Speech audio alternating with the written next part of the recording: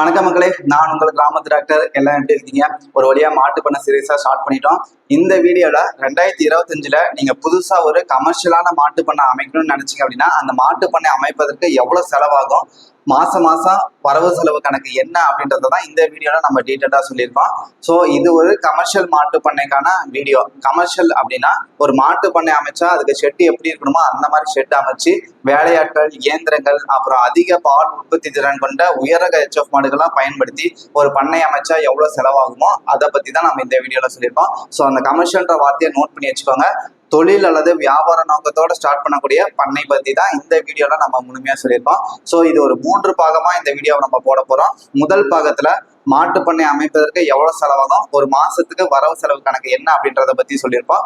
2வது பாகத்துல இந்த மொத்த செலவுல எவ்வளவு பர்சன்டேஜ் நம்ம பேங்க்ல இருந்து லோன் வாங்க முடியும், அந்த லோனுக்கு எவ்வளவு இன்ட்ரெஸ்ட் நம்ம கட்டணும், அந்த மொத்த லோனையும் எத்தனை வருஷத்துல நம்ம திருப்பி க்ளோஸ் பண்ண போறோம் அப்படின்றத பத்தி சொல்லியிருப்போம்.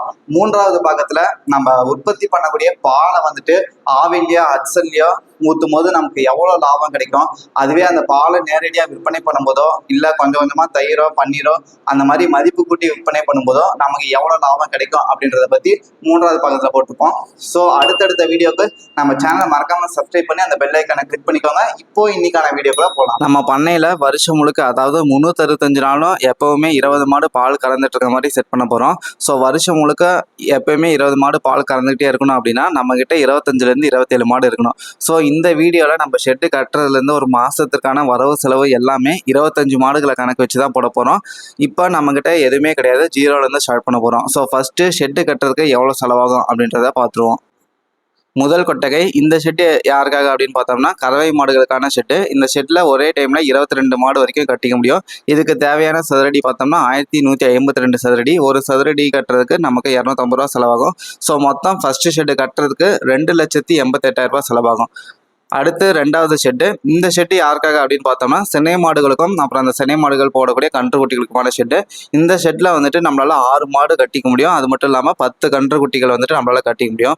ஸோ இந்த ஷெட்டுக்கு ஆகக்கூடிய செலவு அப்படின்னு பார்த்தோம்னா 1,68,000.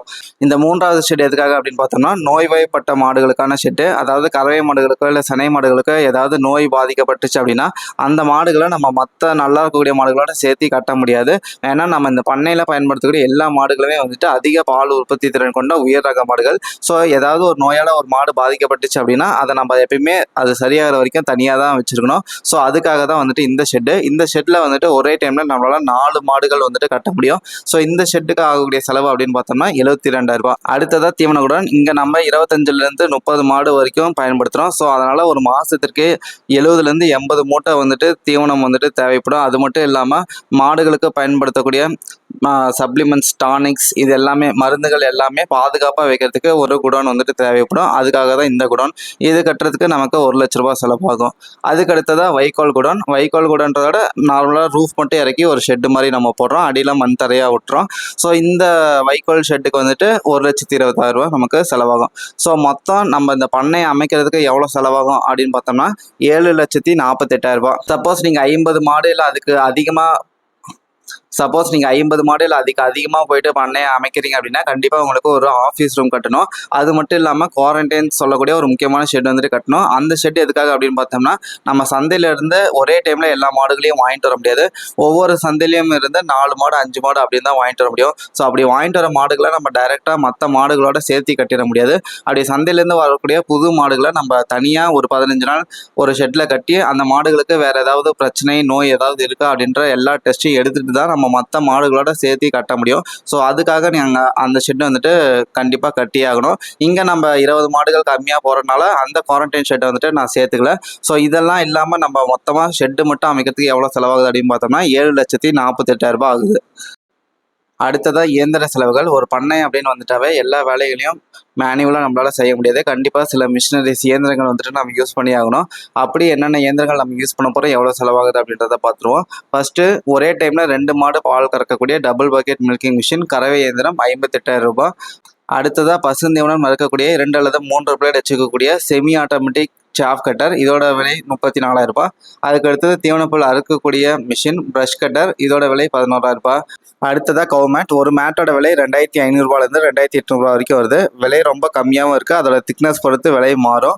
ஸோ ஒரு மேட் வந்துட்டு ஒரு மாட்டுக்கு நம்ம தாராளமாக போட்டுக்கலாம். ஸோ மொத்தம் நம்ம இருக்கக்கூடிய 3 ஷெட்லேயும் எல்லா மாடுகளையும் கவர் பண்ணி மேட் போட்டோம் அப்படின்னா இதுக்கு ஆகக்கூடிய செலவு 1,64,400.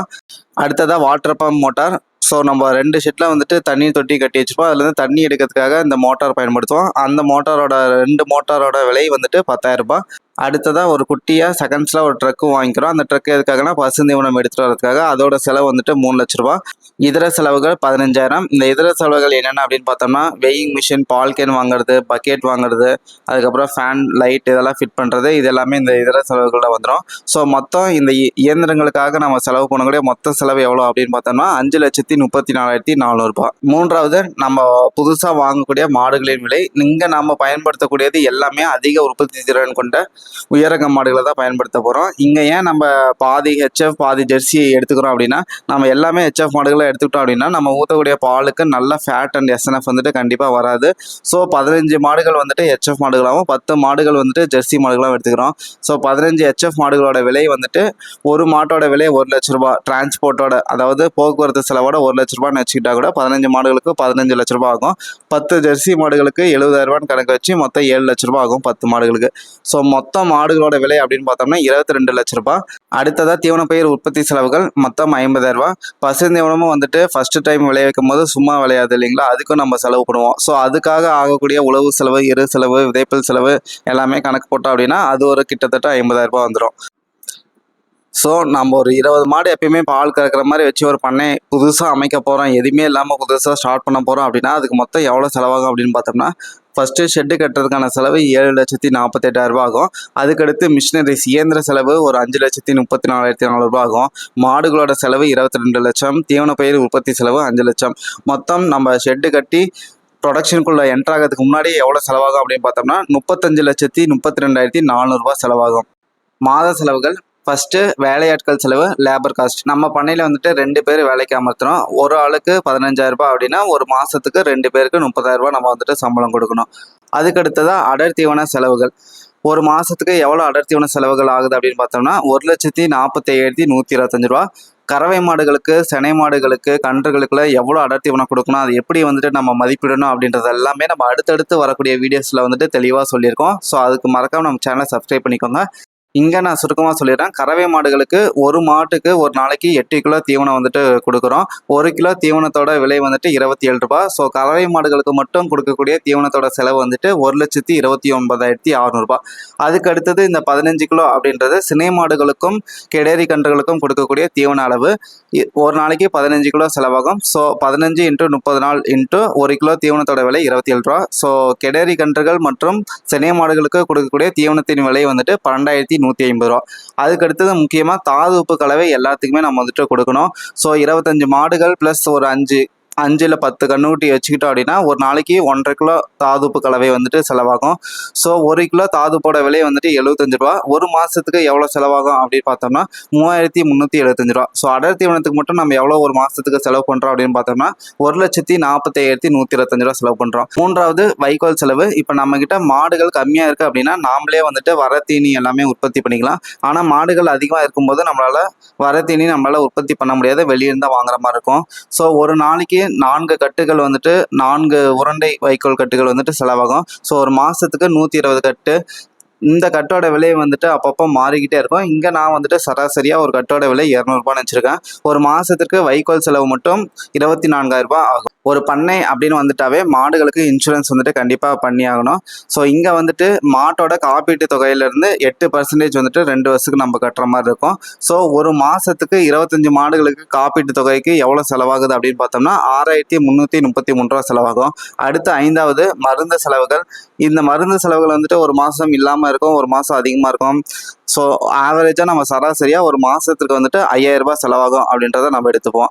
6வது மின்சார செலவுகள். மின்சார செலவு வந்துட்டு ஒரு மாதத்துக்கு 1000 ரூபாய் ஆகும். 4வது காப்பீட்டு தொகை. ஒரு பண்ணை அப்படின்னு வந்துட்டாவே எந்த ஒரு கால்நடையாக இருந்தாலும் நீங்கள் கண்டிப்பாக இன்சூரன்ஸ் வந்துட்டு பண்ணியாகணும். இங்கே 2 வருஷத்துக்கு 8% வந்துட்டு ப்ரீமியம் கட்டணும். அதாவது ஒரு மாட்டோட தொகை 90,000 ரூபாய் அப்படின்னு நம்ம காப்பீடு பண்ணோம் அப்படின்னா அந்த 90,000ல் 2 வருஷத்துக்கு 8% வந்துட்டு நம்ம கட்டணும். ஸோ இங்கே வந்துட்டு 25 மாடுகளுக்கு ஒரு மாதத்துக்கு எவ்வளோ காப்பீட்டு தொகை கட்டணும் அப்படின்னு பார்த்தோம்னா 6333 ரூபா கட்டணும். அடுத்து 5வது மருந்து செலவு. இது நம்ம ஒரு மாதத்துக்கு மருந்து செலவு அதிகமாக இருக்கும் கம்மியாக இருக்கும். ஸோ நம்ம சராசரியாக ஒரு மாதத்திற்கு 5000 ரூபாய் அப்படின்னு சொல்லி நம்ம எடுத்துப்போம்.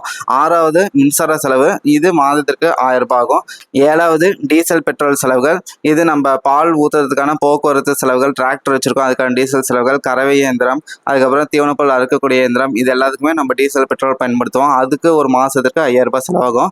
இது இல்லாமல் இதர செலவுகள் 5000. ஏதாவது எக்ஸ்ட்ரா செலவுகள் கண்டிப்பாக இருந்துக்கிட்டே இருக்கும். அதுக்காக நம்ம சராசரியாக ஒரு மாதத்துக்கு வந்துட்டு 5000 ரூபாய் எடுத்துக்கணும்.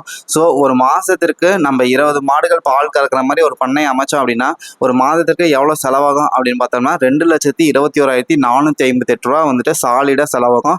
இந்த செலவுலேருந்து கொஞ்சம் அதிகமாகலாம் கம்மியாகவும் ஆகலாம். நீங்கள் வேலையாட்களே இல்லாமல் நீங்களே பார்த்துக்கிற மாதிரி இருந்தால் ஒரு 30,000 ரூபா செலவு வந்துட்டு கண்டிப்பாக குறையும். ஒரு பண்ணையும் ப்ராப்பராக அமைச்சு இந்த மாதிரிலாம் பண்ணிங்க அப்படின்னா இந்த செலவு வந்துட்டு கண்டிப்பாக உங்களுக்கு வந்துடும். அடுத்ததாக வருமானம் எவ்வளோ வரும் அப்படின்றத பார்த்துருவோம். வருமானம் அப்படின்னு எடுத்துக்கிட்டோம் அப்படின்னா இங்கே நம்ம பயன்படுத்தக்கூடிய மாடுகள் உயர் ரக HF கலப்பின மாடுகள் மற்றும் ஜெர்சி கலப்பின மாடுகளை பயன்படுத்துகிறோம். ஸோ உயர் ரக HF கலப்பின மாடுகளை பொறுத்த வரைக்கும் 25 லிட்டர் வரைக்கும் தாராளமாக பால் கறக்கும். ஜெர்சி கலப்பின மாடுகள் 15 லிட்டர் வரைக்கும் தாராளமாக கறக்கும். ஸோ 20 மாடுகள் அப்படின்னா எல்லாமே ஒரே ஸ்டேஜில் இருக்காது. ஒரு மாடுகள் 5 மாடுகள் வந்துட்டு இப்போ கண்ணு போட்டிருக்கோம், 5 மாடு 4 மாதம் தனியாக இருக்கும், 5 மாடு வந்துட்டு 6 மாதம் தனியாக இருக்கும். ஸோ பாலோட உற்பத்தி வந்துட்டு வேறுபாட்டுக்கிட்டே இருக்கும். ஸோ நம்ம சராசரியாக ஒரு மாட்டுக்கு 15 லிட்டர் உற்பத்தி பண்ணுது அப்படின்னு கணக்கு வச்சுக்கலாம். ஸோ ஒரு மாதத்திற்கு 15 லிட்டர் சராசரியாக ஒரு மாடு உற்பத்தி பண்ணுச்சு அப்படின்னா 1 லிட்டர் பால் விலை 35 ரூபா அப்படின்னு வச்சுக்கிட்டோம் அப்படின்னா ஒரு மாதத்திற்கு நமக்கு வரக்கூடிய பால்லேருந்து வரக்கூடிய வருமானம் அப்படின்னு பார்த்தோம்னா 3,15,000 ரூபாய்.